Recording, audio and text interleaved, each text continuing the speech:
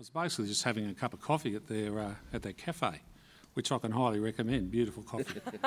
It's the old bell tower. Yes, and I was aware that Dan had been ill for some time, and I was aware that they'd been to Europe and other places, trying to find a solution.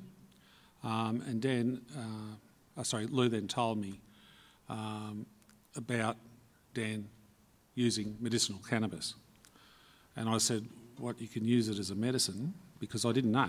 I had absolutely no knowledge that cannabis could be used for medicinal purposes.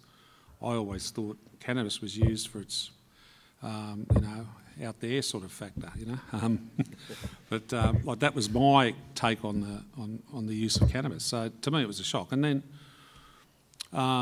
when I was told the immediate effects that it had, I thought, wow, like, what's going on here? So I sort of did a bit of research, saw some other case studies about it, and I thought, geez, this has really got some merit. And, as being the local area commander here, and being a member of the Tamworth community, which is probably even more important, I think we in the country support one another very strongly, particularly in country towns. And I felt an obligation, I suppose, as being a member of the Tamworth community, and because of my position as a local area commander, I thought it was important to make a statement about it.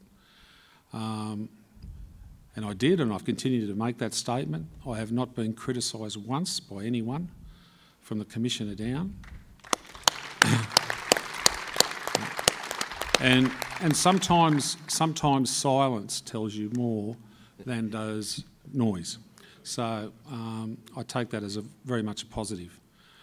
But if I could just say this, which is a bit different, these case studies we've seen, I'd actually like every police officer in Australia to have a look at them. Yeah. Because Clint, you were just saying to me the other day that since you've been on this journey, you've learnt so much more about medicinal cannabis, its applications and wide-ranging uses. So Yeah, look, my knowledge. It busted a few myths for you as well, in terms of overcoming the stigma. Yeah, absolutely. Like, and there's so many police out there that actually hold the same views, and it's just that they're reluctant to come forward, and I can understand that because police are bound by a range of policies and.